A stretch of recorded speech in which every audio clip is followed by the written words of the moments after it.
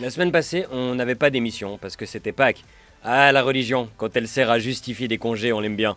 Mais quand c'est pour justifier des attentats, c'est moins cool. Pâques volontiers, boum, non merci. Oui, désolé, c'est encore une vidéo qui parle de terrorisme. Moi non plus, j'en peux plus, mais comme tout le monde, j'ai mon petit mot à dire, mon petit coup de gueule, mes 5 minutes où je ramène ces tragédies à ma petite existence. Parce que finalement, c'est quand même celle qui m'intéresse le plus. Le terrorisme, c'est horrible. Les terroristes, c'est des gros connards. Je crois qu'on est tous d'accord. Je suis pas sûr que le répéter de plus en plus fort et de plus en plus souvent, ça va changer quoi que ce soit, si ce n'est justement d'augmenter le niveau de terreur autour de nous.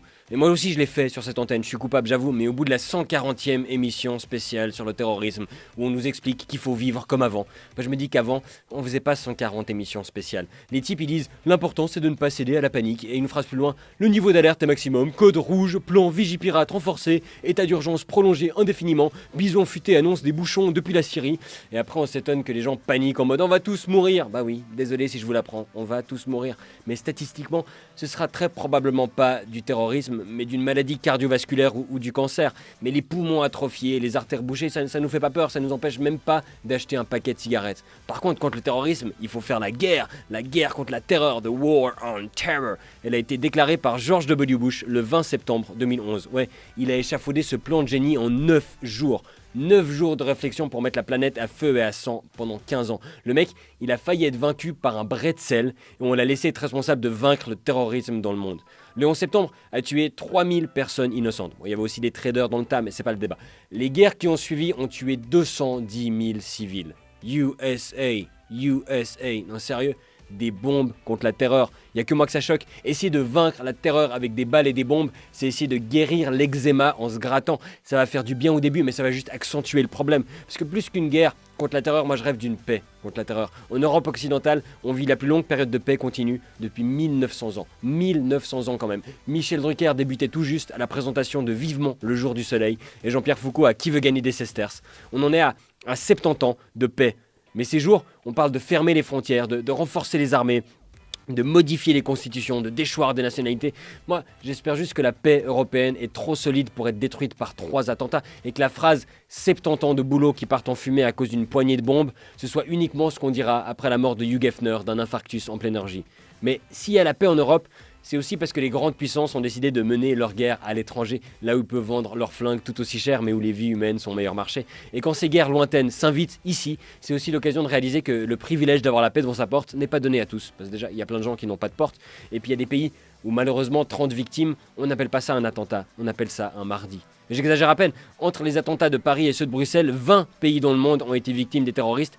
Et si vous arrivez à en citer, allez, 12. Alors salut Bernard-Henri Lévy, c'est sympa de nous écouter, mais c'est tricher de regarder les tampons dans ton passeport. Oui, parce que quand il y a une tragédie dans un pays, ça fait chier parce qu'il y a des morts, et ça fait encore plus chier parce qu'il y a BHL qui va débarquer. C'est la double peine.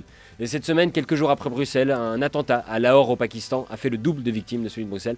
Et beaucoup se sont demandé pourquoi on en parlait si peu dans les médias, mais il n'y avait pas la place. Avec la double page sur la classe de Fribourg en voyage d'études en Belgique et la 204e caricature du mannequin Peace qui pleure, il n'y avait pas la place. Puis les médias, c'est un business, ils doivent faire de l'argent, c'est pas uniquement de leur faute. Si un article sur une bombe qui a explosé dans une place de jeu pleine de gamins au Pakistan va faire 100 fois moins de clics que l'article sur Diesel, la chienne de police qui a péri le 13 novembre. Parce que c'est trop chou, un chien. Déjà plus qu'un Pakistanais. Et je sais que c'est hypocrite de ma part, parce que je suis en train de faire cette chronique, et d'autres avant, mais je trouve qu'on parle trop de terrorisme. Est-ce que c'est pas leur donner exactement ce qu'ils veulent que de faire tout ce cirque à chaque attentat? Est-ce qu'il faudrait pas se forcer à arrêter de suivre ces chaînes d'infos 24 h sur 24 comme une espèce de télé-réalité morbide? Parce que le terrorisme, finalement, c'est le principe du buzz appliqué à la guérilla, c'est faire un maximum parler de soi avec un minimum de moyens.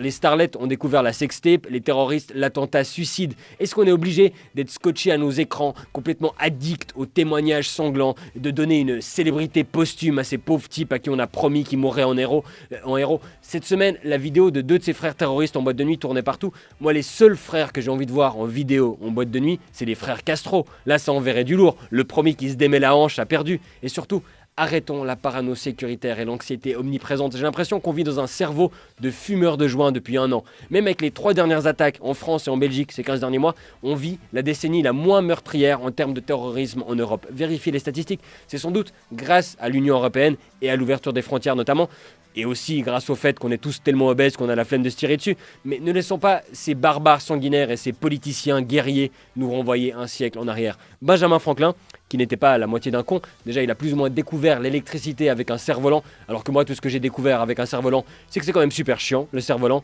Il a dit une phrase il y a 200 ans qui résonne encore tellement juste, alors que moi, il y a des trucs que j'ai dit il y a 2 semaines qui sont déjà plus d'actualité, comme ils ont bonne mine, Johan Cruyff et Jean-Pierre Coff quand même. Franklin disait, un peuple prêt à sacrifier un peu de liberté pour un peu de sécurité ne mérite ni l'une ni l'autre, et finit par perdre les deux. Bien dit, Benny, et bonne semaine.